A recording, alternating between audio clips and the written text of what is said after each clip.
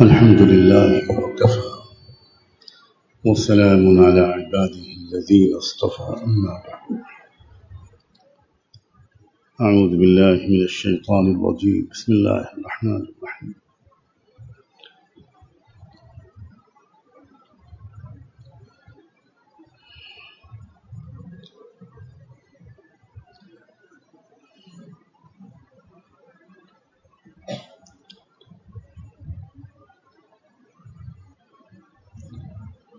يا أيها الذين آمنوا ادخلوا في السلم كافة ولا تتبعوا خطوات الشيطان فيضلكم عن سبيله.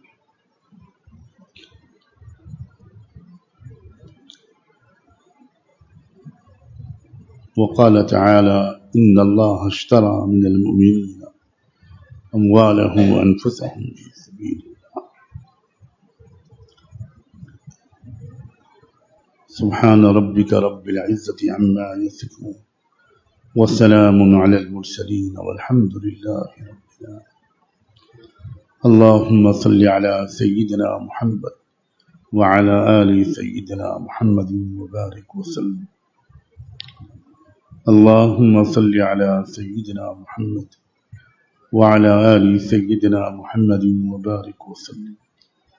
اللهم صل على سيدنا محمد وعلى آل سيدنا محمد وبارك وسلم.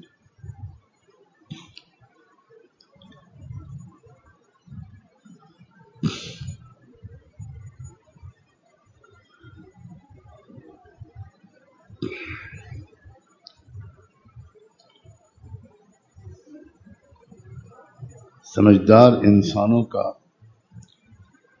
ایک مزاج یہ ہوتا ہے کہ وہ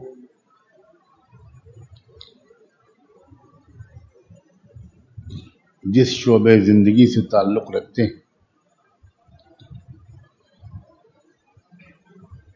اس میں وہ بہت ممتاز مقام،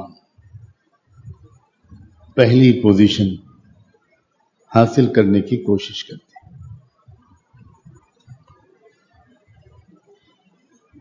ہر وہ انسان جس میں حوصلہ ہوتا ہے،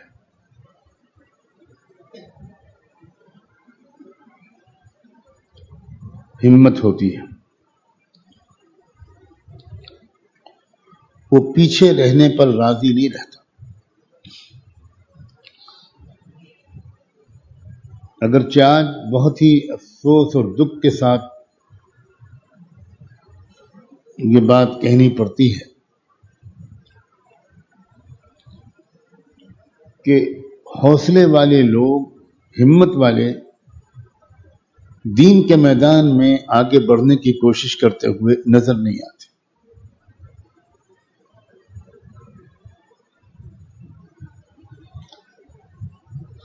اصل میدان مقابلے کا یہی تھا، وَفِي ذَلِكَ فَلْيَتَنَافَسِ الْمُتَنَافِسُونَ۔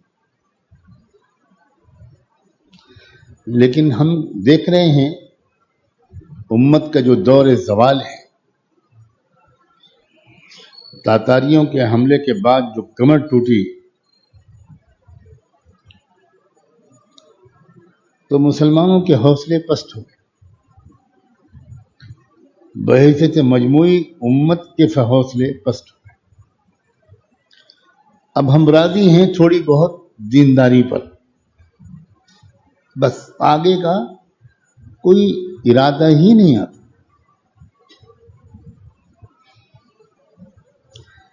دنیا کے معاملے میں بھی ہم یہ حال دیکھ رہے ہیں کہ امت مسلمہ بحیثیت مجموعی، خاص طور پر دیندار کہلانے والا طبقہ، اس کی ہمتیں دنیا کے لحاظ سے بھی بہت پست ہے۔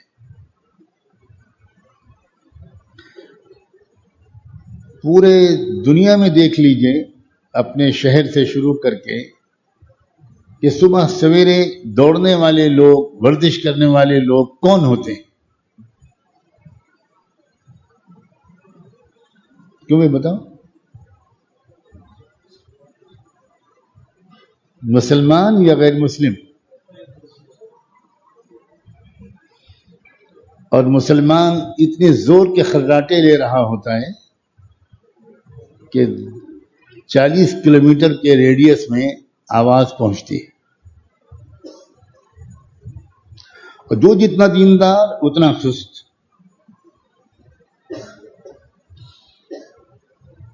اتنا پست ہمت، اتنا کاہل.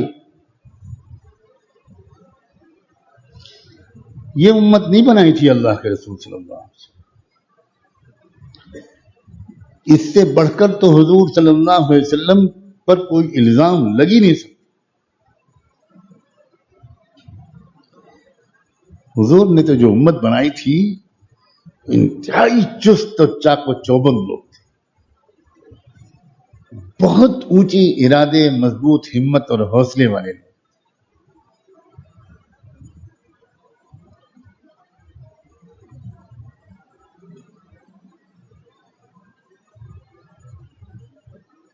آج تو حالت یہ ہے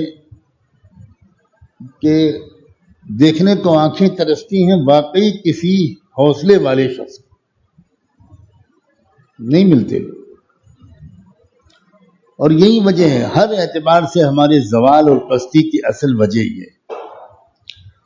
بلکہ اب تو یہ حالت ہو گئی ہے کہ دنیا کے میدان میں شکست کھائے گئے لوگ، پچھڑ گئے لوگ، وہ بیچارے دین میں آ کر پناہ لیتے ہوئے نظر آتے ہیں.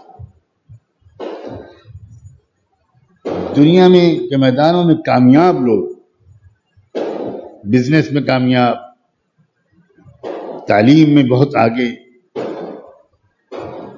بہترین انٹیلیجنٹ دماغ، بہت اسمارٹ قسم کے لوگ، بہت ذہین ہوشیار، وہ دین میں نظر نہیں آتے.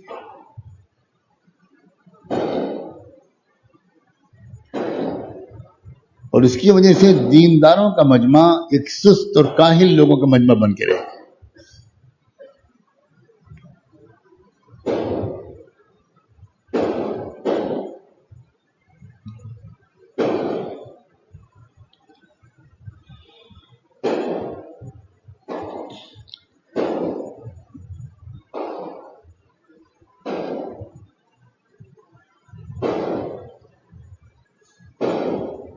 جو لوگ ہمت والے ہوں انہیں چاہیے کہ وہ پہلی پوزیشن سے کم پر بالکل راضی نہ ہو.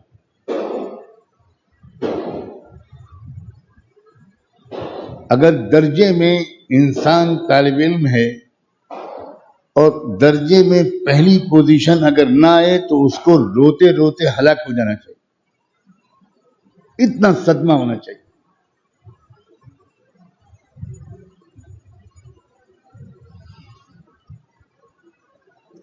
رحمت دو عالم صلی اللہ علیہ وآلہ وسلم کے لیے اللہ تعالیٰ نے جو قوم چنی تھی وہ بالکل تازہ قوم تھی، تازہ دم، حوصلے اور ہمت سے بھرپور. اس کے لیے نہ تو ذکر کرنا کوئی مسئلہ تھا، نہ جہاد کرنا کوئی مسئلہ تھا، نہ جان دینا اور لینا کوئی مسئلہ تھا، نہ لمبے لمبے سفر کرنا کوئی مسئلہ تھا، نہ خون اور پسینہ بہانا کوئی مسئلہ تھا. ان کی عورتوں کے اندر وہ ہمتیں تھیں جو آج ہمارے مردوں میں نہیں.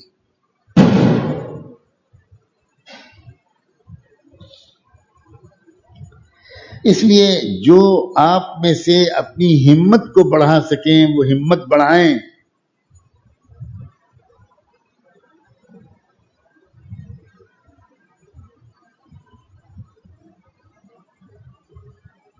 ہمت والے ہی تہجد کی پابندی کر پاتے ہیں، ہمت والے ہی گناہوں سے بچ پاتے ہیں، ہمت والے ہی معمولات کی پابندی کر پاتے ہیں،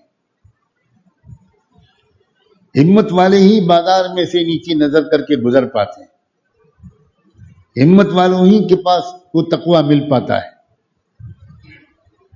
ہمت والے ہی نفس اور شیطان جیسے دشمنوں سے لڑائی جیت پاتے ہیں۔ ایک جنگ ہے اور جنگ میں بہادری چاہیے، حوصلہ اور ہمت چاہیے۔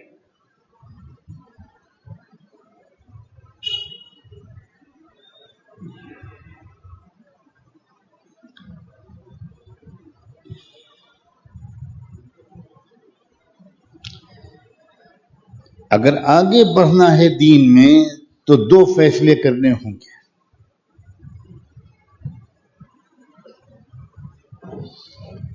ایک ہے ادخلوا فی السلم کافۃ، کہ پورے اسلام پر مجھ کو عمل کرنا ہے، تھوڑے سے اسلام پر نہیں، پورے اسلام۔ جو اصل مطالبہ ہے زندگی کے تمام شعبوں میں مجھ کو اپنی مرضی پر نہیں چلنا، اپنے خاندان والوں کی مرضی اور فیشن اور رواج پر نہیں چلنا، مجھ کو اللہ اور اس کے پیارے رسول کی مرضی پر چلنا۔ وہی شخص کر پاتا ہے جس میں ہمت ہوتی۔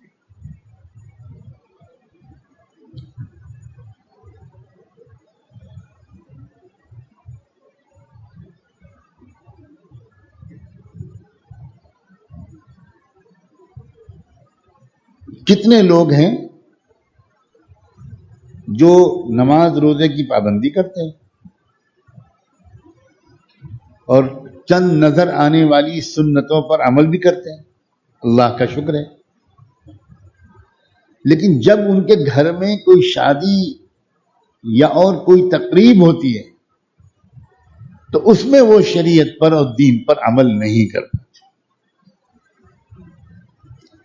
وہاں وہ ہتھیار ڈال دیتے ہیں، ہار مان جاتے ہیں، اور جو خاندان کا برادری کا رواج ہے، رشتہ داروں کا جو کلچر ہے، بس جو بھی ماحول میں رواج ہے اسی پر عمل کریں۔ اور جو ہمت والے ہوتے ہیں وہ زندگی کے ہر شعبے میں، پوری زندگی ان کی کوشش کرتے ہیں کہ ہماری زندگی میں تضاد نہ ہو، ایک طرف کرتا پاجامہ بھی ہو، دوسری طرف جھوٹ بھی ہو، کاروبار میں دھوکہ بھی ہو، معاملات میں خیانت بھی ہو۔ یہ وہی لوگ کرتے ہیں جنہوں نے سوچ سمجھ کر پورا فیصلہ نہیں کیا کہ مجھے پوری زندگی میں اسلام پر چلنے کی کوشش کرنا۔ میں 2-3 دن سے یہی مضمون الگ الگ الفاظ میں عرض کر رہا ہوں۔ کبھی میں نے کہا کہ عبادات اس لیے کرنی ہے تاکہ عبادت کی صفت پیدا ہو، عبدیت کی صفت پیدا ہو۔ وہاں بھی میرا مراد یہی ہے کہ چند اعمال دین نہیں ہیں، ان اعمال کے ذریعے سے 100% اللہ کی مرضی پر چلنے کی صلاحیت پیدا کرنا، یہ مقصود ہے۔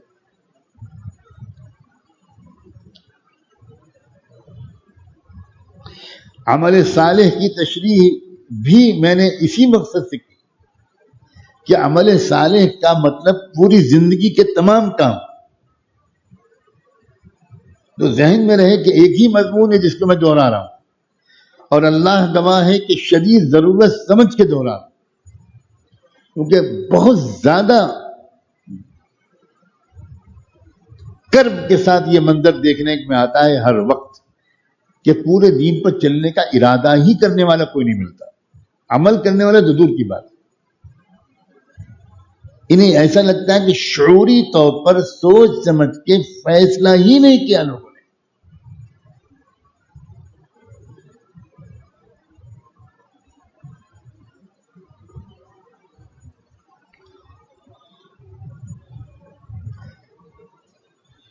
اسی لیے انسان جب دین کے کسی ایسے حصے پر عمل کرنا شروع کرتا ہے جس کا گھر میں رواج نہیں تھا تو اس کو گھر والوں ہی کی سخت مخالفت سہنی پڑتی۔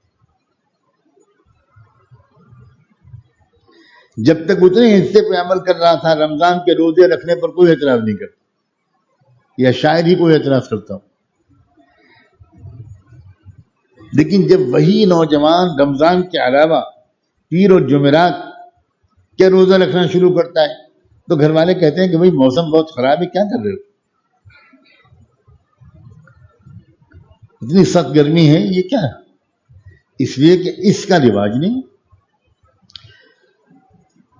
جب وہ لڑکا نوجوان اپنے ماں باپ سے کہتا ہے کہ کوئی تقوی والی پاک دامن لڑکی ڈھونڈیے میرے لیے، خدا کے لیے مالدار مت ڈھونڈیے گا، تو گھر والے کہتے ہیں کہ بھئی یہ کس کی صحبت میں بیٹھ رہا ہے، یہ تو بہتیمت کی باتیں کر رہا ہے، کیونکہ اس کا رواج نہیں ہے نا. اگر وہ یہ کہے کہ میں عمرہ کرنے جا رہا ہوں تو شاید اس کی مخالفت نہ ہو،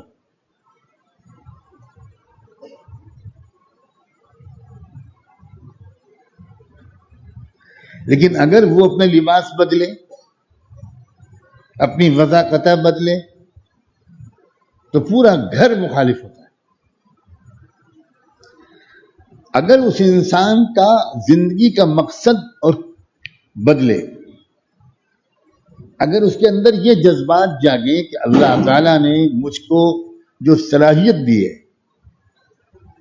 جو ڈگری میرے پاس ہے، میں اس صلاحیت کا ایسا استعمال کروں گا کہ اس صلاحیت سے دین کو تقویت پہنچے، اہل حق کو تقویت پہنچے. میں خالی اس صلاحیت کو بازار میں بیچوں گا نہیں تو سارا خاندان مخالف ہو جاتا ہے کہ تم کو اسی لیے پڑھایا تھا، تم انجینئر تم کو بنایا، تم کو ہم نے ڈاکٹر بنایا، اسی لیے بنایا، کیونکہ ان کے ذہن میں یہ دین ہے ہی نہیں. اور اسلام کے نزدیک بالکل یہ بات ہے کہ جو صلاحیت تم کو اللہ نے دی ہے وہ صلاحیت اللہ تعالیٰ پہلے سے خرید چکے ہیں، وہ بکا ہوا مال ہے، وہ تمہارا نہیں ہے. وہ صلاحیت تم کو لگانی ہے انسانیت کی، امت کی، حق کی خدمت پر لگانی ہے. اگر تم انجینئر ہو، اگر تم ڈاکٹر ہو، اگر تم وکیل ہو، اگر تم کسی بھی پروفیشن میں ہو تو تمہارا پہلا فرض یہ ہے کہ اس صلاحیت سے دین کو تقویت پہنچے. بلا شبہ تم کچھ ایسی ترتیب بناؤ کہ تمہاری ضروریات بھی پوری ہوں، لیکن وہ مقصود نہیں ہے. اگر تم نے اپنی صلاحیت کو صرف تم نے مارکیٹ میں بیچا اور نماز روزہ کرتے رہے اور یہ سمجھتے رہے کہ میں دیندار ہوں، تو قیامت کے دن یہ غریب مریض کھڑے ہوں گے ایسے ڈاکٹروں کے خلاف کہ اللہ پہلے آپ ایک فیصلہ کیجئے، ہم غریب لوگ تھے اور یہ ہیں ڈاکٹر سب، ان ڈاکٹروں نے امیروں کا علاج کیا، خون چوسا، ہم غریبوں کو دیکھنے کے لیے نہ ڈاکٹروں کے پاس وقت تھا نہ دوائیں تھیں، ہم تو ایڑیاں رگڑ رگڑ کے مرتے رہے، لیکن یہ اپنے ڈاکٹری کے پیشے کو مارکیٹ میں بیچتے رہے. اب اللہ جب پوچھے گا تو وہ ڈاکٹر کہیں گے کہ حضرت ہم تو 5 وقت کی نماز پڑھتے تھے. میں پھر چوتھی بار چوتھے دن آج یہ کہہ رہا ہوں، بخشش کا کوئی امکان نہیں. میں بہت یقین سے اب یہ باتیں کہنا چاہتا ہوں اور صاف زبان بول رہا ہوں اس سال. سمجھتے ہی نہیں لوگ جب تک کہ ڈنڈے نہ مارے جائیں. صحابہ کرام، کیا آپ سمجھتے ہو صحابہ کرام میں صلاحیتیں نہیں تھیں؟ کون سی صلاحیت تھی جو صحابہ کرام میں نہیں تھی؟ ہم نے جو صحابہ کو سمجھا ہوا ہے کہ یہ بیچارے بالکل ہی جاہل مطلق لوگ تھے، ان کے پاس نہ کوئی کام تھا، نہ پیشہ تھا، نہ کوئی فن تھا، نہ کوئی کلا تھی، کچھ تھا ہی نہیں ان کے پاس. یہ 100% جھوٹ ہے.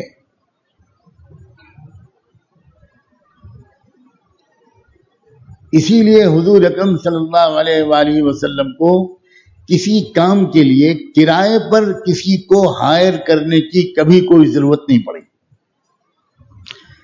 مدینہ منورہ میں صفائی ہوتی تھی. پوری دنیا کا سب سے پاک اور صاف ستھرا شہر مدینہ بن گیا، اور مدینہ میں ایک بھی صفائی کا ملازم نہیں تھا. مدینہ میں کوئی میونسپل کارپوریشن نہیں تھا. حضور پاک صلی اللہ علیہ وسلم کے پاس ایسے ہزاروں فوجی تھے جو بہترین توپ چلاتے تھے، تیر چلاتے تھے، نیزے استعمال کرتے تھے، ہتھیار استعمال کرتے تھے، دشمنوں کا مقابلہ کرتے تھے. دفاعی اور اقدامی دونوں طرح کی صلاحیتیں تھیں ان کے اندر. ایک بھی فوجی کو کوئی تنخواہ نہیں ملتی، کوئی الگ سے کوئی تنخواہ والی فوج نہیں تھی آپ کے پاس.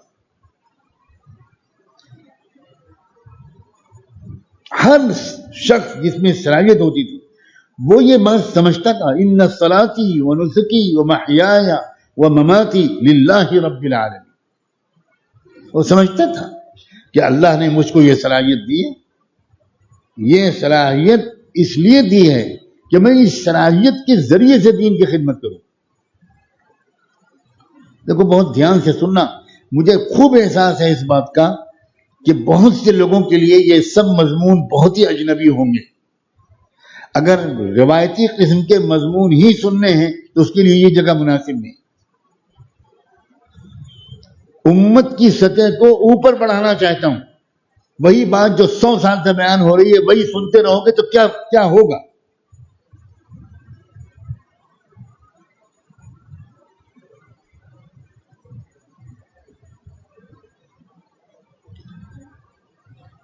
لاکھوں لوگوں کو مجمع تیار ہوا جو دین کی محنت کے لیے قربانی دینا چاہتے ہیں. لیکن دین کے لیے کی محنت کے لیے قربانی دینے کا مفہوم کیا ہے ان کے ذہن میں؟ ان کے ذہن میں مفہوم یہ ہے کہ سال میں چلہ لگا دیں، جاب میں جانے سے پہلے 4 مہینے لگا دیں، مہینے کے 3 دن دے دیں، مسجد وار جماعت میں شریک ہو جائیں. میں نے 1984 میں لکھنؤ میں ایک انگلش میڈیم اسلامی اسکول قائم کیا جو شاید پورے ملک کا پہلا انگلش میڈیم اسلامی اسکول تھا، جس کو بھی میرے جیسے کسی مولوی نے قائم کیا تھا. کسی گریجویٹ کو توفیق اس وقت تک نہیں ملی تھی. آج تو ہر الماری کے اندر ایک انگلش میڈیم اسلامی اسکول ہے، ہر گلی میں نہیں، ہر الماری میں. اس وقت یہ رواج نہیں تھا. اب میں نے قائم تو کر دیا، جان کھپائی اس کے پیچھے، بہت خطرے مول لیے. لیکن جب اسکول آگے بڑھا تو جس صلاحیت کے دیندار دینی ذہن کے ٹیچر چاہیے تھے وہ نہیں مل رہے.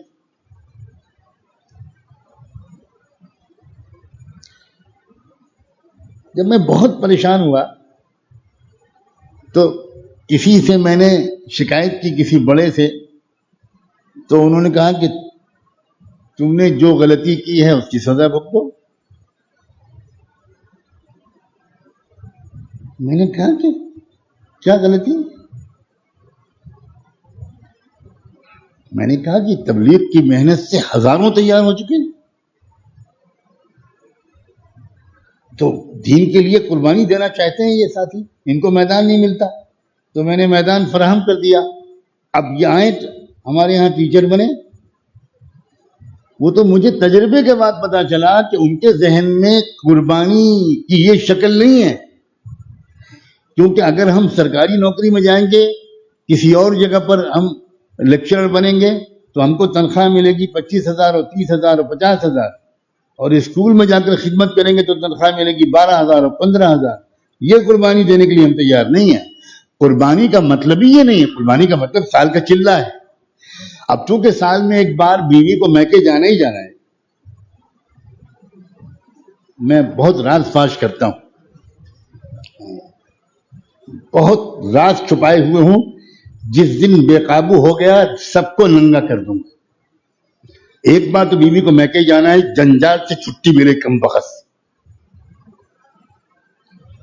تو بیوی بھی فضائل یاد دلاتی ہے اللہ کے راستے میں نکلنے، یہ جائے گا اللہ کے راستے میں تو مجھے چھٹی ملے گی. اچھا اب جب وہ جائے گا، جب وہ چلی جائے گی میں کہ تو کھانا کون کھلائے گا؟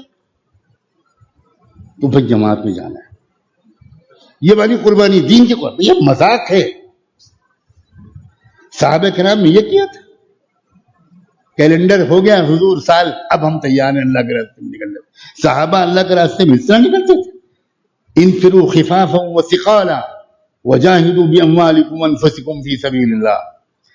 خالی ہاتھ ہو یا پیٹ بھرے ہو، بیمار ہو یا تندرست ہو، نکلو جب تم سے نکلنے کو کہا جائے. اذا استنفرتم فانفروا. قربانی کا یہ مطلب ہے بھائی. وہ امت چونکہ دین کے لیے کچھ بھی کرنا بھول چکی تھی، اس لیے بالکل الف ب سے شروع کرایا گیا. بالکل صحیح ترتیب تھی وہ، لیکن اس کا مقصد تھا کہ اصل لیول پر واپس آؤ، اس سطح پر واپس آؤ کہ ہمارا اصل مقصد اس دنیا میں دین کی حفاظت، دین کی اشاعت اور دین کی اقامت ہے. ہمارا اصل مقصد اس دنیا میں ظلم کے نظام کا خاتمہ کرنا ہے. یہ مقصد ہے ہمارا. ہمارا مقصد ہے زمین میں باطل نظام کو توڑنا. ہمارا مقصد ہے مظلوموں کو اوپر اٹھانا. ہمارا مقصد ہے یہ. اور ہم نے یہ اگر حق ادا نہ کیا، یہ فرض ادا نہ کیا، تو پھر اللہ کی نگاہ میں ہم کیا قرار پائیں گے؟ تو میں بہت بری طرح ناکام ہوا اس معنی کر کہ میں حیران رہ گیا کہ یہ میں کیا غلط سمجھ رہا تھا. اور سمجھ اس لیے رہا تھا کہ بیانات میں قربانیوں کی وہ سطح بیان کی جاتی ہے کہ امید ہوتی ہے کہ بھئی یہ جو اس قدر فاقے بیان کر رہے ہیں، پیٹ پر لگے ہوئے پتھر بیان کر رہے ہیں، یہ یقیناً کچھ کم تنخواہ پر کام کرنے پر تیار ہوں گے. لیکن اندازہ ہوا کہ بالکل غلط تربیت ہوئی، بالکل غلط ذہن سازی ہوئی. اسی لیے امت کے کسی شعبے کو متقی اور باصلاحیت افراد نہیں مل پا رہے. ایک ملک کا حکمراں گزرا ہے جو سچے دل سے اپنے ملک کو اسلام کے اور انصاف کے راستے پر ڈالنا چاہتا تھا.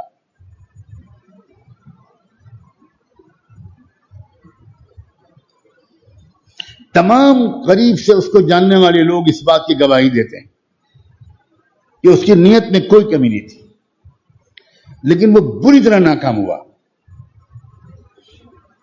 اس نے بھی جو ملک کے اقتدار کی باغ ڈور سنبھالی تھی، وہ الیکشن میں چن کر نہیں آیا تھا. وہ آیا تھا ایک فوجی انقلاب برپا کر کے، اور تھا وہ بہت ہی سچا مسلمان. ملک کے اندر سیاسی چپقلیش اور خانہ جنگی جب حد سے آگے بڑھ گئی تب اس سے رہا نہ گیا، اس نے فوجی انقلاب برپا کیا اور ملک میں کے اقتدار پر قبضہ کیا. لیکن جب وہ بری طرح ناکام ہوا ملک کو صحیح راستے پر ڈالنے میں، اور کسی بڑے عالم سے اس کی ملاقات ہوئی جس کے سامنے اس نے کھل کر اپنا پورا جو کچھ بھی دل کے اندر بھرا تھا وہ نکال کے رکھ دیا. تو جو کچھ اس حکمراں نے ان بزرگ سے، ان بڑے عالم سے کہا تھا، ان میں سے ایک بات یہ تھی کہ میں دھوکہ کھا گیا. میں فوج میں تھا. فوجی لوگوں کو اندرونی حالات سے زیادہ واقفیت نہیں ہوتی.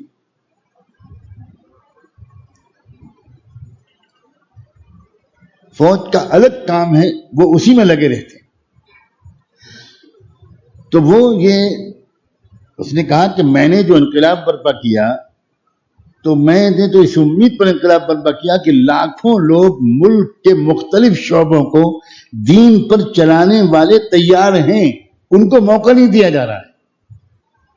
موقع دیا جا رہا ہے بے دینوں کو.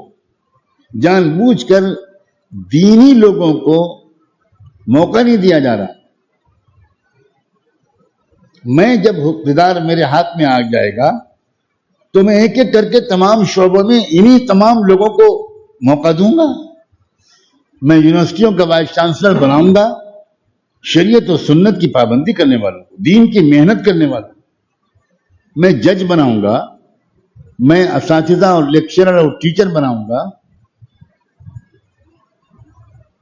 میں پولیس کے محکمے میں ان لوگوں کو لاؤں گا جو دیندار ہوں گے اور دین کے لیے ملکوں کے سفر کرتے ہیں. چنانچہ میں نے کچھ مدت کے بعد نظام سنبھالنے اور سمجھنے کے بعد میں نے پوری فہرست بنوائی. ہر محکمے سے کہا کہ مجھے فہرست لا کے دو کہ تمہیں کتنے نئے جج چاہیے, کتنے وائس چانسلر چاہیے, کتنے ٹیچر چاہیے, کتنے چیف انجینئر چاہیے, کتنے اسسٹنٹ انجینئر چاہیے, تم کو کتنے پائلٹ چاہیے, تم کو کتنے اکنامکس کے ماہرین چاہیے, تم کو کتنے پولیٹیکل سائنس کے ماہرین چاہیے, وغیرہ وغیرہ وغیرہ وغیرہ. اور اس کے بعد مجھے سب سے زیادہ امید تھی ان تبلیغ کے ذمہ داروں سے, تو میں نے ان کے سامنے یہ فہرست پیش کی کہ آپ یہ عملہ فراہم کر دیجئے. اتنے دن کی محنت سے آپ کے پاس تو ہزاروں لوگ ہیں, تو ان کو میں جگہ جگہ اپوائنٹ کرواؤں گا, ان کے ذریعے سے انشاءاللہ پورے ملک کا قبلہ بدلے گا. تو اس نے کہا کہ میرا تو ہارٹ فیل ہوتے ہوتے رہ گیا جب مجھے جواب ملا یہ ہمارا کام نہیں, یہ ہمارا کام نہیں. اس نے کہا کہ میں قبر پرستوں سے مانگتا ہوں, اگر مانگوں کہ 10 وائس چانسلر دے دو تو وہ 25 لا کے بٹھا دیں گے. میں اگر شیعوں سے کہوں کہ مجھے 15 وائس چانسلر دے دو, 15-20 جج دے دو تو وہ 50 لا کے بٹھا دیں گے. میں فلاں سے کہوں تو یہ کر دیں گے, وہ تو لائن لگائے ہوئے ہیں, درخواستیں پیش کر رہے ہیں. میں چاہتا ہوں کہ وہ لوگ جن کے اندر درد آ گیا ہے, امت کا غم ہے, امت کی فکر ہے, دین کے لیے وہ ملکوں مارے مارے پھر رہے ہیں, وہ ہیں سچے لوگ, ان کو میں کسی طرح یہ سارے شعبے دے دوں تو شاید میرے ملک کا قبلہ درست ہو جائے. لیکن جب مجھے یہ جواب ملا تو میں پاگل ہو گیا صدمے سے کہ یہ کیا ہوا. لوگوں اپنی ہمتیں بلند کرو, تم میں ایک نہیں ہے جو اپنی ہمت بلند کرے.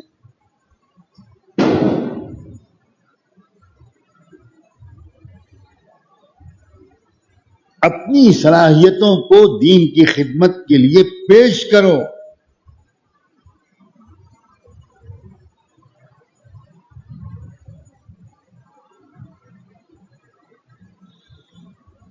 اللہ سے رو رو کر رمضان میں یہ دعائیں مانگو کہ اے رب کریم میری زندگی کو ضائع ہونے سے بچا لے.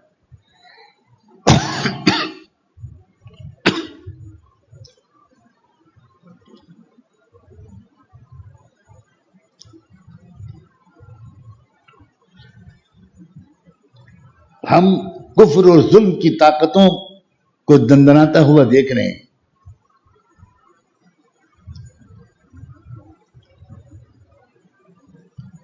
اور ان کے لیے سوائے بد دعا کہ ہمارے پاس اور کچھ نہیں. ہم یہ نہیں سوچتے کہ ان طاقتوں کو ہر کام کے لیے افراد کیسے ملتے ہیں, کیونکہ ان کے ہاں یہ بات ماننی پڑی. بہت بڑی تعداد کے اندر یہ جذبہ آ گیا ہے کہ ہم کو اپنے قوم کو, اپنے دھرم کو, اپنی سنسکرتی کو, اپنی تہذیب کو, اپنی زبان کو مسلط کرنا ہے, اور اس کے لیے جو قربانی بھی ہم کو دینی پڑے گی وہ ہم دیں. بالکل ہمارے یہاں اس بات کا تذکرہ نہیں ہوتا اور لوگ نہیں جانتے کہ ان کو جو غلبہ و تسلط حاصل ہوا ہے یہ ان کی قربانیاں جو انہوں نے دی ہیں لاکھوں لوگوں نے, ان کی وجہ سے حاصل ہوا. اور یاد رکھنا, کسی قوم کی سربلندی کے لیے اگر کوئی قوم قربانیاں دے گی, جان کی, مال کی, وقت کی اور صلاحیت کی, تو اس کو آگے بڑھنے سے کوئی روک نہیں سکتا, چاہے وہ کافر قوم. صاف سن,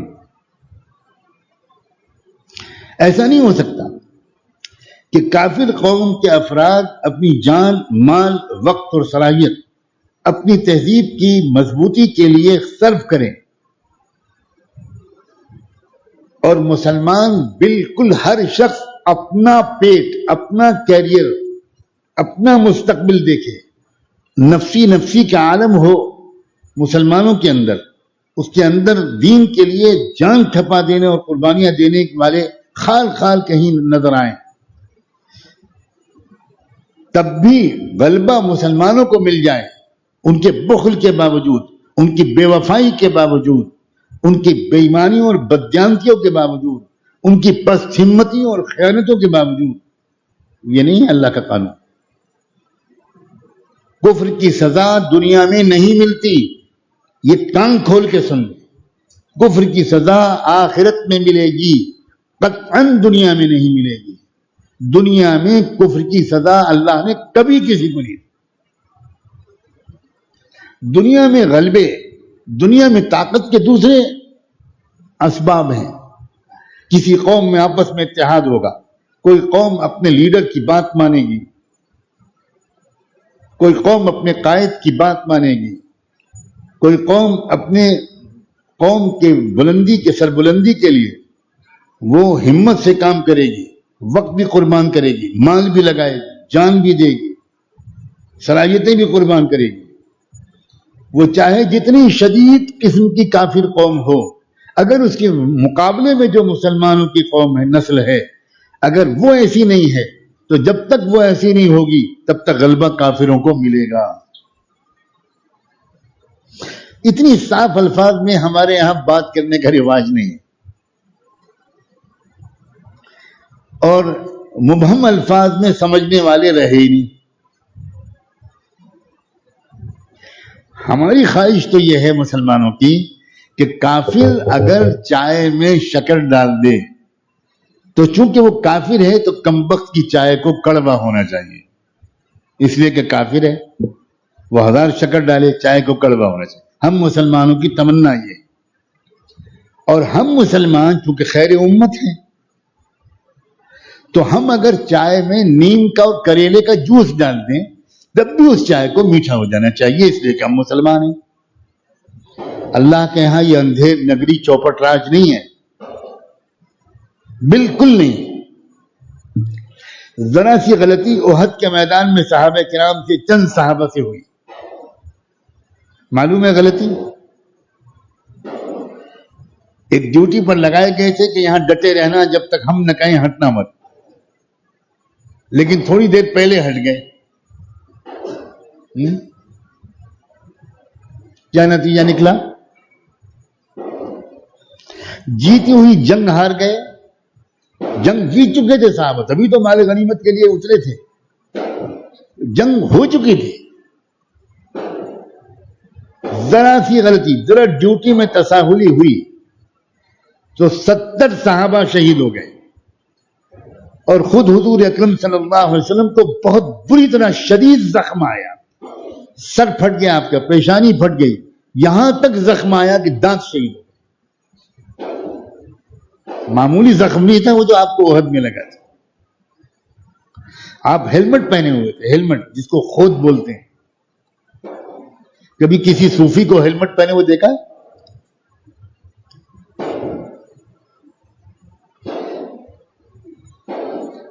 اللہ کے رسول صحابہ کو صوفی نہیں بناتے. مراقبے کے بہانے نیند پوری کرنے والے صوفی، ماشاء اللہ.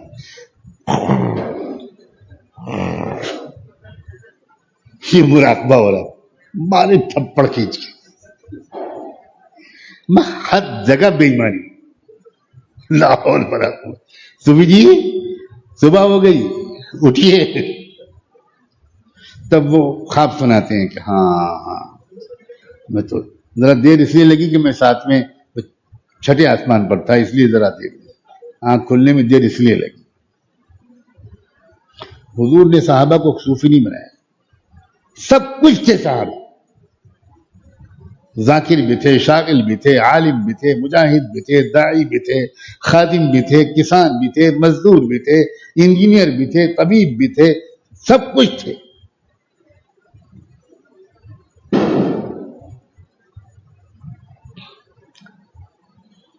کیا اللہ تعالیٰ یہ نہیں کر سکتا تھا کہ چند صحابہ سے، میرے نبی کے صحابہ سے ذرا سا غلطی ہو گئی تو ان کی جگہ پر اس جگہ کی حفاظت کے لیے اللہ تعالیٰ 50 صحابہ اگر ہٹ گئے تھے تو 500 فرشتے بھیج دیتا اللہ؟ کیا مشکل تھا اللہ کی؟ خالد بن ولید جو دشمنوں کے کمانڈر ان چیف تھے، ان کو ادھر سے آ کر حملہ کرنے کا خیال ہی دماغ میں نہ آتا؟ کیا یہ اللہ کی قدرت میں تھا کہ نہیں تھا؟ 70 طریقے سے اللہ تعالیٰ روک سکتے تھے، مگر اللہ نے نہیں روکا۔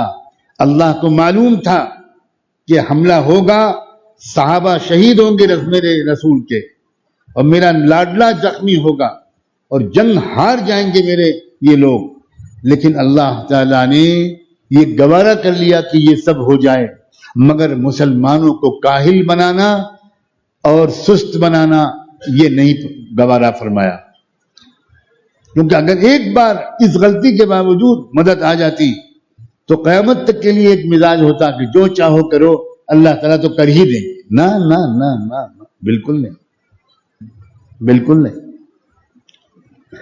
اب وہاں چند صحابہ ڈیوٹی سے ہٹ گئے تھے، یہاں پوری امت ڈیوٹی سے ہٹی ہوئی ہے۔ سوچو ذرا، کس کا مال خرچ ہو رہا ہے ظلم کو روکنے کے لیے؟ کس کا وقت خرچ ہو رہا ہے انصاف کے نظام کو قائم کرنے کے لیے؟ کون لگا رہا ہے اپنی صلاحیتوں کو مظلوموں کی مدد کے لیے، ظالموں کو روکنے کے لیے؟ کون ہے؟ کہاں ہے؟ سب میدان چھوڑ کے بھاگ گئے ہیں، اور سب اپنا اپنا الو سیدھا کرنے میں لگے ہوئے ہیں۔ ہر ایک کے سامنے اس کا اپنا مسئلہ اور اس کی اپنی فیملی ہے۔ اس طرح اس کو دینداری کہتے ہیں؟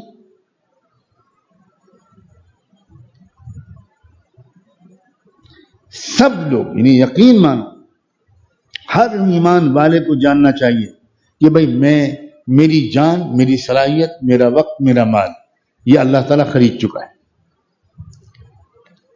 یہ تو اجازت دی گئی ہے ہم کو، یاد رکھنا، اجازت دی گئی ہے کہ تم کو دین کا کام مانگ مانگ کر نہیں کرنا، تم کو دین کا کام کسی دوسرے کی جیب پر نظر رکھ کے نہیں کرنا۔ اس لیے اجازت دی گئی ہے کہ تھوڑا بہت اپنی ضرورت کے لیے تھوڑا سا کما لو، تاکہ تم بھوکے پیاسے نہ رہو۔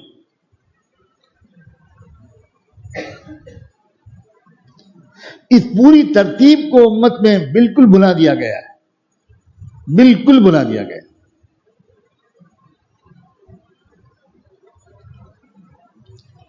صحابہ کرام کو جو مقامات ملے تھے، جتنے بلند ایمانی اور احسانی مقام پر صحابہ پہنچے تھے، وہ صرف ذکر و تسبیح کے ذریعے نہیں پہنچے تھے، وہ لٹا دینے اور مٹا دینے کے ذریعے سے پہنچے تھے۔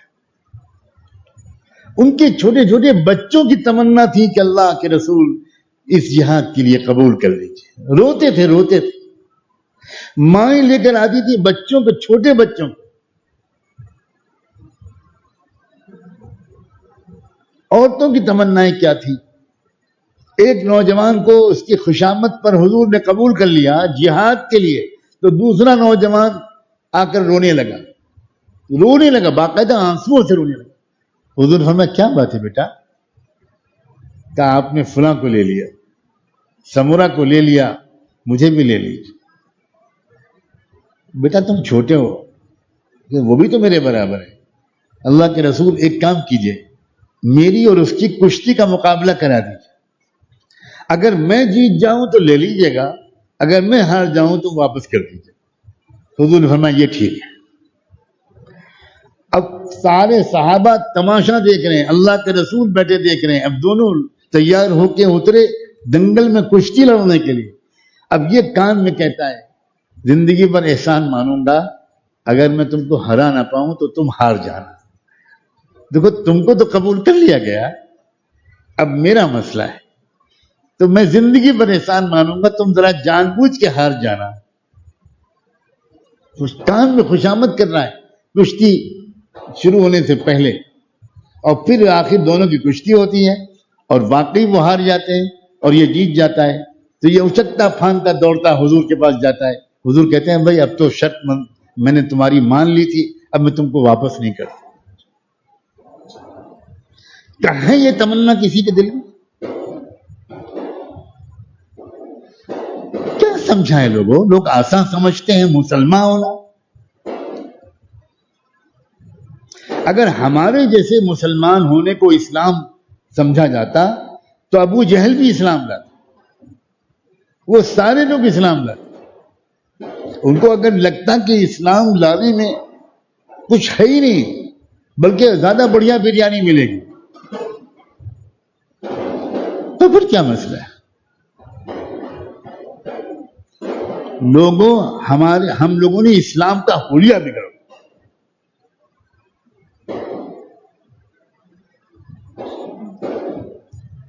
یا ایھا الذین آمنوا ادخلوا فی السلم کافہ. میں بالکل جانتا ہوں کہ یہ والا اسلام اجنبی ہو گیا ہے, اور یہی مطلب ہے حضور کے فرمان کا کہ بدأ الاسلام غریبا وسیعود غریبا. اسلام جب شروع ہوا تھا تو اجنبی تھا, مارکیٹ میں موجود نہیں تھا, نئی چیز تھی. اور ایک زمانہ آئے گا کہ اسلام پھر اجنبی ہو جائے گا. آج آپ بتاؤ, حج کرنے اور عمرہ کرنے والوں کی تعداد بڑھ رہی ہے گھٹ رہی ہے؟ اسلام اجنبی ہے, عمرہ اجنبی ہے, حج اجنبی ہے, ویزے نہیں ملتے, حرم میں جگہ نہیں ملتی, ہوٹلوں میں جگہ نہیں ملتی. کہاں سے اجنبی ہے؟ کون سا اسلام اجنبی ہے؟ النکاح من سنتی والا اسلام اجنبی ہے. اگر بس چلے تو پوتے کے ساتھ دادا بھی اپنا نکاح پڑھوائے. تمنا تو اکثر داداؤں کی ہوتی ہے کہ یا لیتنی کنت معہم, نہیں فی محلہم فافوز فوزا عظیما.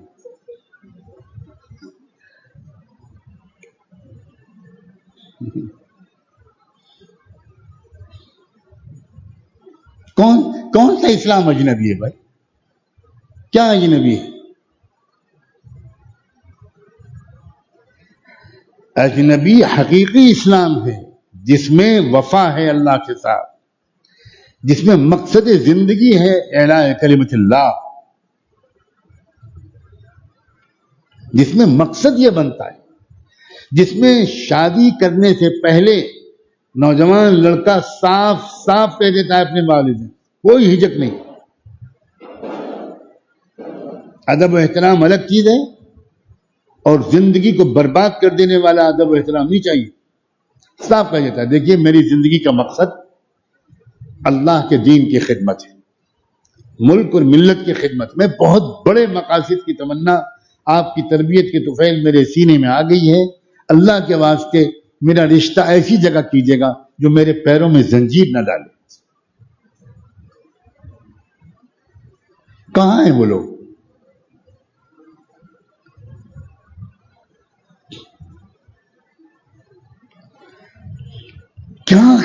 کیا مزاج بنایا تھا اللہ کے رسول نے صحابہ کا. ایک صحابی گئے ہوئے تھے جہاد کی مہم پر, اور ان کے پیچھے ان کے بچے کا گھر پہ انتقال ہوا.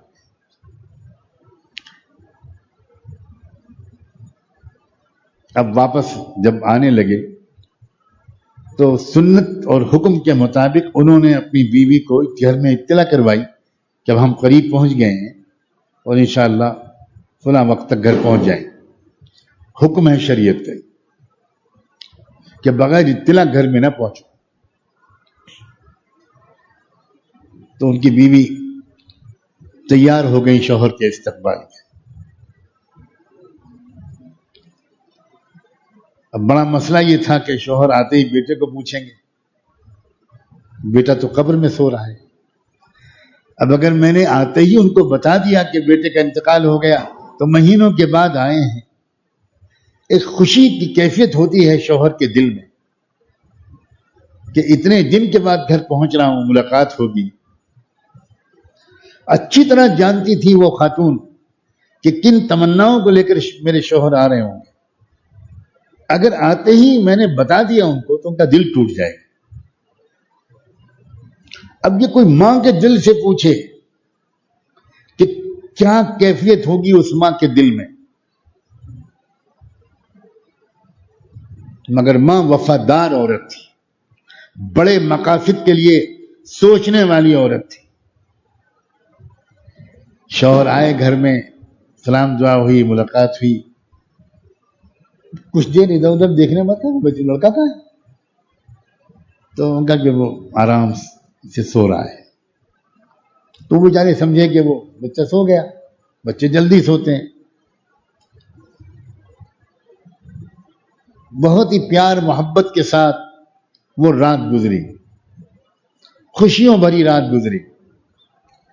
جب صبح ہوئی, رات گزر گئی, تب وہی بیوی اپنے شوہر سے ایک بات پوچھتی ہے کہ ایک مسئلہ پوچھنا ہے آپ سے. اگر کوئی امانت رکھوائے اور پھر واپس مانگے تو کیا کرنا چاہیے؟ تو انہوں نے کہا کہ مجھے حیرت ہے, یہ کوئی مسئلہ پوچھنے کے لائق ہے؟ امانت تو خوشی خوشی فوراً واپس کر دینا چاہیے. تب وہ کہتی ہے کہ وہ بیٹا جو مجھے اور آپ کو اللہ نے امانت کے طور پر دیا تھا, آپ کے آنے سے چند دن پہلے اس بیٹے کی شکل کی امانت کو اللہ نے واپس بلایا. اللہ اکبر. وہ شوق لگا, لیکن ادھر شوق لگا اور ادھر وہ صحابی, مجھے تو یقین ہے وہ فوراً یہ سوچنے لگے ہوں گے کہ اللہ, اس صدمے کو سوچوں یا اس نعمت پر شکر ادا کروں کہ آپ نے اتنی سمجھدار اور بیوی عطا فرمائی.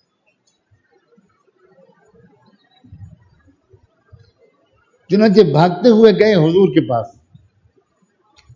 اور پورا قصہ سنایا, پوری آپ بیتی اور کارگزاری سنائی کہ آج میرے ساتھ یہ واقعہ پیش. گھر پہنچا تو یہ ہوا, یہ ہوا, یہ ہوا. پوچھا میں نے بچہ کہاں ہے؟ کیا سو گیا. میری وجہ سے بیوی نے بالکل چھپائے رکھا, ظاہر بھی نہیں ہونے دیا. بڑی خوشیوں بھری رات گزاری میں نے. اب صبح جب پوچھا تو یہ جواب, اس نے پوچھا مجھ سے, یہ مسئلہ پوچھا. جب میں نے حیرت کا اظہار کیا تو اس نے اطلاع دی. اللہ کے رسول, تو آپ نے فرمایا اعرستم اللیلہ, آج رات میاں بیوی والی ملاقات تم دونوں کے درمیان ہوئی ہے؟ جی ہاں بالکل. تب اللہ کے رسول نے فرمایا کہ آج کی رات کی ملاقات کے نتیجے میں اللہ تم کو ایسی اولاد عطا فرمائے گا جو کسی کو نہیں ملی. عجیب الفاظ ہیں حدیث. یہ عورت کے لیے اس قسم کا کردار پیش کرنا آسان کام ہے؟ یہ کیا چیز تھی؟ یہ ہے ایمان, یہ ہے اسلام. بہت بڑے مقاصد کے لیے اگر وہ عورت, اس کا ذہن بنا ہوا نہ ہوتا تو ہماری آپ کی عورتوں کی طرح دروازہ کھلتے ہی 10 محرم کی طرح ماتم شروع ہو گیا ہوتا.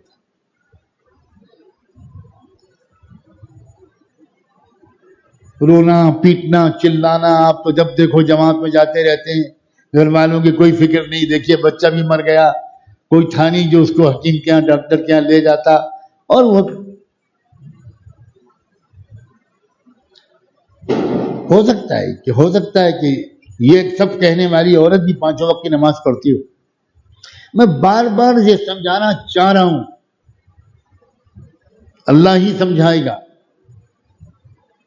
کہ بھائی اپنی سطح کو بلند کرو, کچھ ذمہ داری قبول کرو. بھگدڑ مچی ہے مسلمانوں کی طرف سے, کوئی ٹکنے کو تیار نہیں, کوئی جمنے اور قربانی دینے کو تیار نہیں. ہر شخص اپنے ذاتی مفادات کو ترجیح دیتا ہے. ذاتی مفاد کو ترجیح دینے والے ہی کو قرآن نے منافق کہا. یہی نفاق ہے.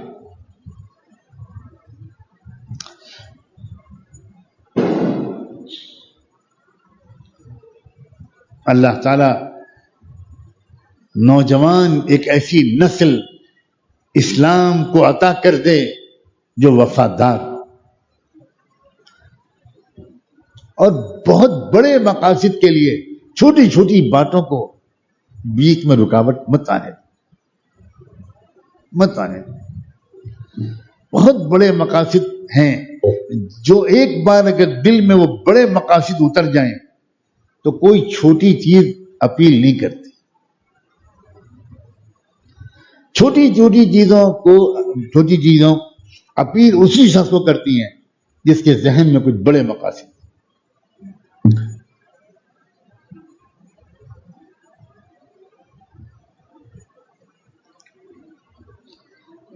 اچھے سے اچھے دیندار نظر آنے والے اپنے پیارے ساتھی سے اگر پوچھا جائے کہ کیا تمنائیں کیا ہیں دل میں، کن بڑے مقاصد کے لیے جینا چاہتے ہو، تو آج جو جواب آئے گا اچھے سے اچھا جواب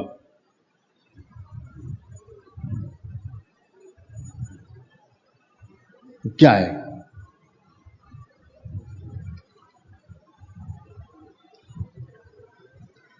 ہم اس دنیا میں حق کے سپاہی بنا کر بھیجے گئے. ہمارے بہت بڑے بڑے ذمہ داریاں ہیں اور ان ذمہ داریوں سے فرار ہی کی وجہ سے دنیا کی آج یہ حالت ہو گئی. شیطان کا تخت بچھ گیا، ظالموں کے ہاتھ میں دنیا آ گئی، اس لیے کہ بڑے مقاصد کے لیے کام کرنے والے ہیں نہیں.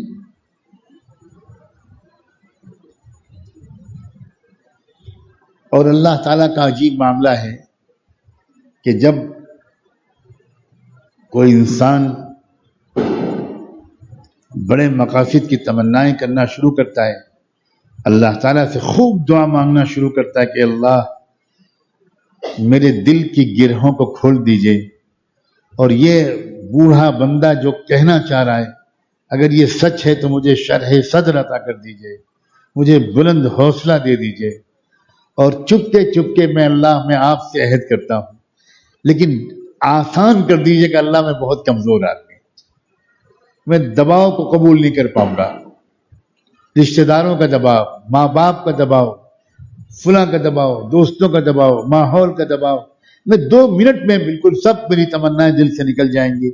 اللہ مدد بھی کر دیجئے، مقدر بھی کر دیجئے، راستہ بھی کھول دیجئے، اسباب بھی بنا دیجئے، ہمت بھی دے دیجئے.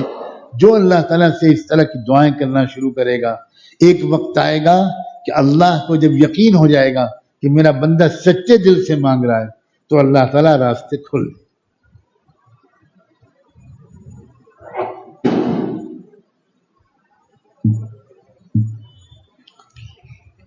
کچھ آزمائش آئے گی،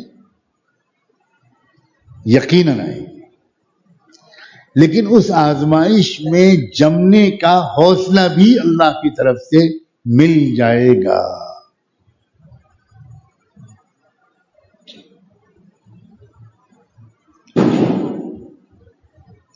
ہماری نسل، اس دور کی نسل وہ بدنصیب نسل ہے جس کو اس کے ماں باپ سے عام طور پر بڑی اونچی تمنائیں نہیں ملی.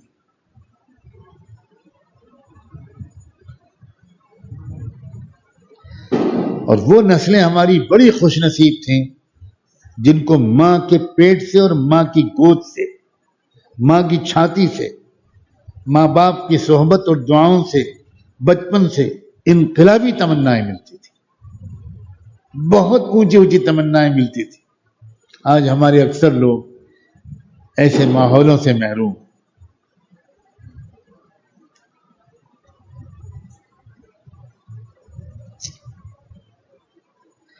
رمضان مبارک میں کوشش کرو بھائی عزیزو، کوشش کرو کہ اللہ یہ ہماری کیا غلط فہمیاں تھیں، کیا پست ہمتیاں تھیں، ہم نے تو دین کا مطلب بھی نہیں سمجھا، عمل صالح کا مطلب بھی نہیں سمجھا، اپنے زندگی اس دنیا میں اپنے آنے کا مقصد بھی نہیں سمجھا، امت مسلمہ کے ایک فرد کے ہونے کی حیثیت سے ذمہ داریاں ہماری کیا ہیں وہ بھی نہیں سمجھا. ہم نے بے وفائی کی ہے. اللہ جس وقت فوج میں بھگدڑ مچی ہوئی ہو، میدان چھوڑ چھوڑ کر سپاہی بھاگ رہے ہوں، اس وقت جو فوجی جمع رہتا ہے اس کو سرکار کی طرف سے بڑے خصوصی انعامات ملتے ہیں۔ اس دور میں جبکہ خود غرضی عام ہے، اپنا ذاتی مفاد ہی ہر ایک کے ذہن و دماغ پر چھایا رہتا ہے، اس ذاتی مفاد کو قربان کرنے والے لوگ لاکھوں میں کوئی دو چار ہوتے ہوں۔ ایسے میں جو نوجوان، جو شخص اپنی تمناؤں کو درست کر لے، مضبوطی کے ساتھ جمع رہے، میں آندھیوں کے تھپیڑے برداشت کر لوں گا اللہ، مگر راہ فرار اختیار نہیں کروں گا، مگر اللہ میں کمزور ہوں۔ وہ کچھ اور لوگ تھے جو سخت امتحانوں میں بھی جمے رہتے تھے، اللہ مجھے ثابت قدم رکھے۔ تو انشاءاللہ اللہ تعالیٰ پھر دکھائے گا اپنی قدرت، اور جب بھگدڑ مچ رہی ہو اس وقت جو جمتا ہے اس کی بہت اعلیٰ پوزیشن ہوتی ہے۔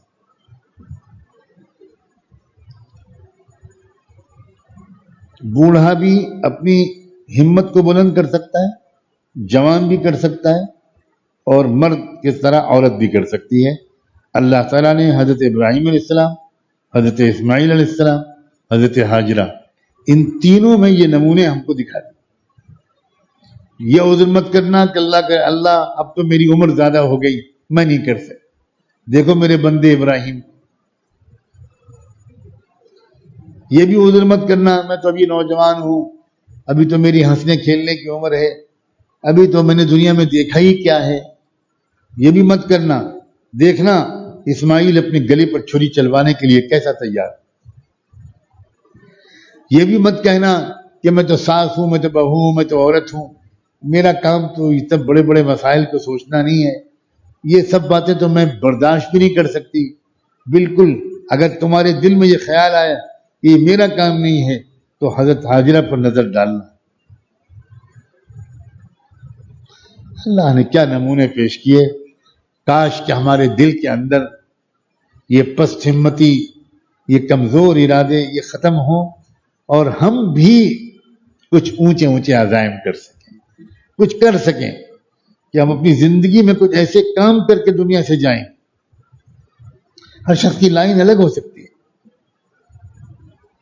اور ہزار قسم سے انسان خدمت انجام دے سکتا ہے جس کے ذریعے سے وہ حق کی مدد کرے۔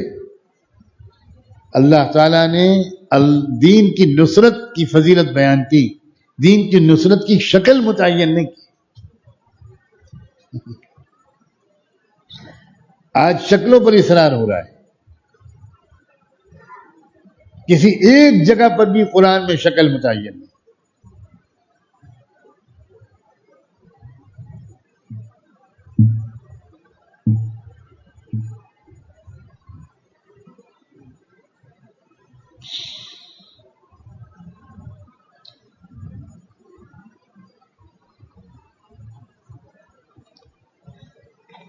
اللہ تعالیٰ ان باتوں کو ہمارے دل میں اتروا دے، اللہ اپنے فضل سے ان باتوں کو ہمارے دل میں اتار دے، ہمارے حوصلے بلند، ہم بھی کہہ سکیں ان صلاتی و نسکی و محیای و مماتی للہ رب العالمین لا شریک لہ، لا شریک۔ تبلیغ کی محنت کو اللہ نے کیوں قبول فرمایا؟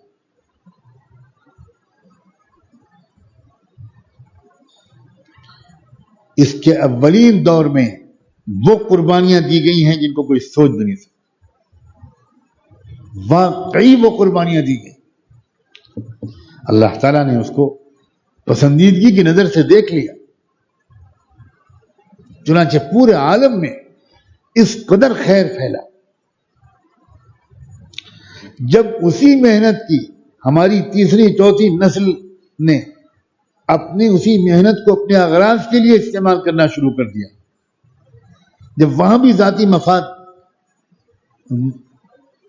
مقدم ہو گیا، تو آپ دیکھ رہے ہو حالات۔ یہ مت سمجھنا کہ حضرت مولانا الیاس رحمۃ اللہ علیہ اور حضرت مولانا یوسف صاحب کے دور میں یہی فتوحات تھیں جو آج ہیں. فتوحات تو ہمیشہ ہلاک کرواتی ہے. اللہ کے رسول نے پہلے فرما دیا تھا مل فقر اخشا علیہ، غربت کے دنوں کو تو تم گزار لو گے، مجھے اس کے بارے میں کوئی اندیشہ نہیں، لیکن جب مال کے دروازے کھل جائیں گے تم پر تو تمہارے درمیان آپس میں مقابلہ شروع ہوگا. فَتَنَافَسُوهَا كَمَا تَنَافَسُوهَا. مقابلہ کس چیز کے لیے ہوتا ہے؟ عنوان کچھ بھی رکھا جائے اس کا، مقابلہ اصل میں ہوتا ہے مال کے لیے، عہدے کے لیے. جب یہ ہونے لگے گا فَتُهْلِكَكُمْ كَمَا أَهْلَكَتْهُمْ.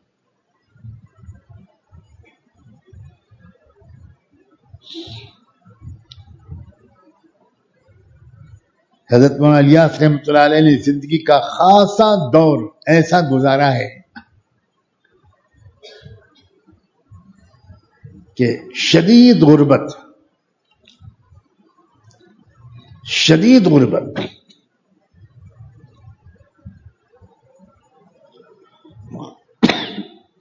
خاندانی طور پر حضرت مولانا الیاس رحمۃ اللہ علیہ غریب نہیں تھے، بہت خوشحال تھے، لیکن سب کچھ چھوڑ دیا تھا.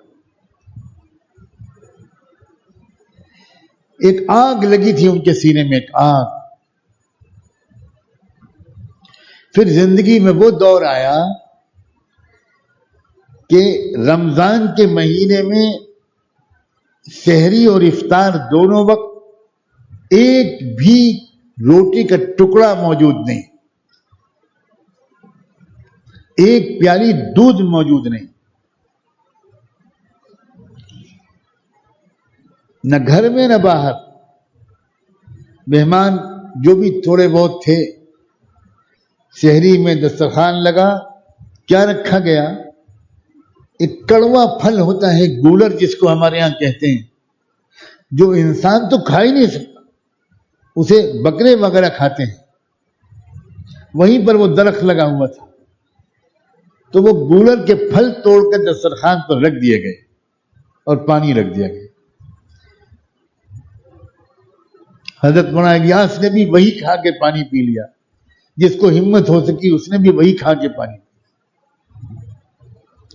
پھر افطار کا وقت آیا، پھر دسترخوان بچھا، پھر وہی گولر کے پھل توڑ کے رکھ دیے گئے. ایسے نہ جانے کتنے موقع آئے. گھر میں مسلسل فاقوں کی نوبت آ جاتی. ایک وقت آیا کہ حضرت مولانا الیاس رحمۃ اللہ علیہ نے اپنی بیوی سے ایک بہت درد بھری گفتگو فرمائی.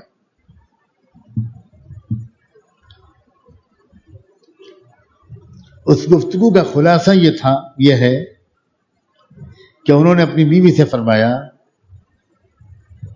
کہ دیکھو، مجھے یہ دیکھ کر بہت تکلیف ہو رہی ہے کہ میری وجہ سے تم بھی بہت مشقت کی زندگی گزار رہی ہو.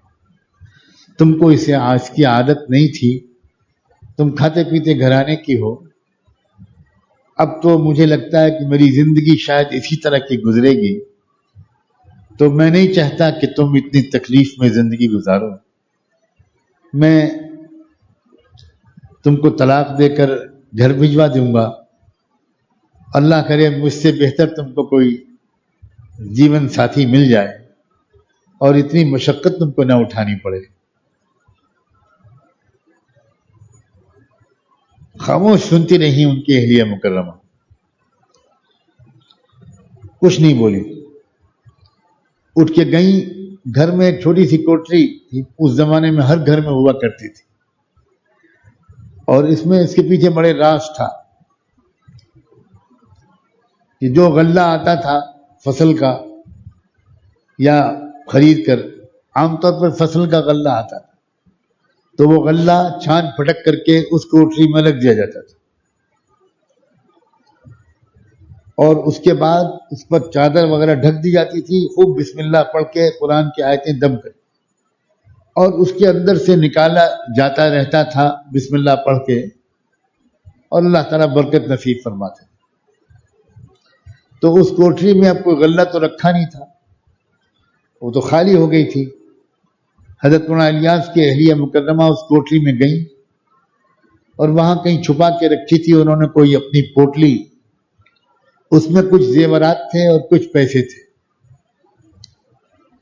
وہ لے کر آئی وہاں سے اور آ کر حضرت مولانا الیاس کے قدموں پہ ڈال دیا اور یہ کہا کہ یہ میں نے کچھ چھپا کے رکھا تھا کہ کوئی پریشانی کا وقت آئے گا تو یہ آپ کے کام آئیں گے. یہ میں لا کر آپ کے قدموں پہ رکھ رہی ہوں، اللہ کے واسطے مجھے اپنے قدموں سے دور مت کیجیے، میں تو یہاں اور جنت میں ہر جگہ آپ کے ساتھ رہنا چاہتی ہوں. سلام ہو اس عورت پر، سلام ہو اس کے وفا اور تقوی پر، سلام ہو اس کی ایمان پر. کیا پتہ اللہ تعالیٰ نے اسی لمحے قبول یہ فیصلہ فرمایا ہو کہ میری اس بندی کی قربانی کو میں ضائع نہیں جانے دوں گا، میں پوری دنیا کے کچے پکے گھر میں اس کام کو پہنچا کر رہوں گا. کیا پتا دنیا میں شہرت حضرت مولانا الیاس کی ہو گئی اور کیا پتا کہ برابر کا حصہ ان کی اس وفادار بیوی کا بھی. یہ ہے وہ چیز کہ ان صلاتی و نسکی و محیای و مماتی. اور اللہ ایسی ہمت والوں کو کبھی مایوس نہیں کرتا، ان کو اتنا دیتا ہے کہ آج اسی حضرت مولانا الیاس کے دسترخوان پر لاکھوں لوگ کھانا کھاتے. کیا برکتوں کے دروازے کھلے. لیکن ان مع العسر یسرا، یہ تھوڑے دن کا امتحان ہوتا ہے عزیزوں، نوجوانوں، تھوڑے دن کا نوجوان کا امتحان ہوتا ہے. اللہ تعالیٰ اتنا لمبا امتحان ہمارا تمہارا نہیں لیں گے جتنا نبیوں کا اور صحابہ کا لیا. اللہ جانتے ہیں کہ ہم بے ہمت لوگ ہیں، ہم بزدل اور کمزور لوگ ہیں. الآن خفف اللہ عنکم وعلم ان فیکم ضعفا.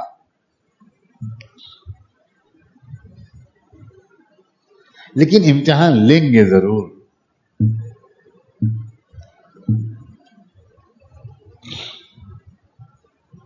خاص طور پر طلب علم، ان سے میں کیسے کہوں، ان کے سامنے ہاتھ جوڑو، ان کے پیر پکڑوں کہ خدا کے لیے تم محمد رسول اللہ کے فوج کے وفادار سپاہی بن جاؤ. آج کی رات میں سب سے زیادہ اللہ سے یہی دعا مانگو.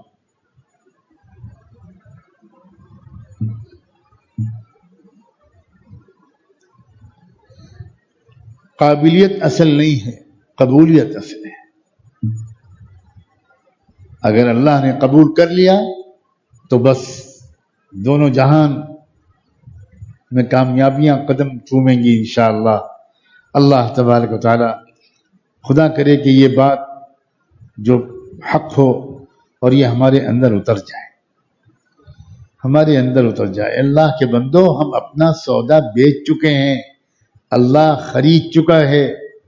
اب ہمارا وقت، ہماری صلاحیت، ہماری ملکیت نہیں ہے، یہ اللہ کی ملکیت ہے. اس پر مالکانہ تصرف اللہ ہی کا ہے.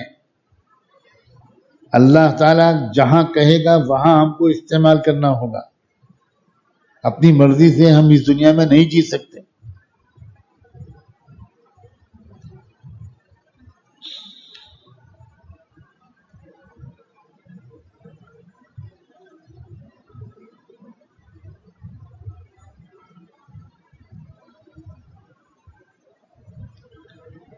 اللهم صل على سيدنا محمد وعلى آل سيدنا محمد وبارك وسلم. بک رہا ہوں جنوں میں کیا کیا، کچھ تو سمجھے خدا کرے کوئی. اے اللہ، اے اللہ، ہماری بے وفائی کو معاف فرما، ہماری حرام خوری کو معاف فرما. اے اللہ، یہ آپ ہی ہیں جو برداشت کر رہے ہیں، یہ آپ ہی ہیں جو برداشت کر رہے ہیں. اے اللہ، دین دھکے کھا رہا ہے، دین دھکے کھا رہا ہے. اللہ، اللہ، امت مسلمہ کے نوجوان مرتد ہو رہے ہیں، لڑکیاں مرتد ہو کر بھاگ رہی ہیں.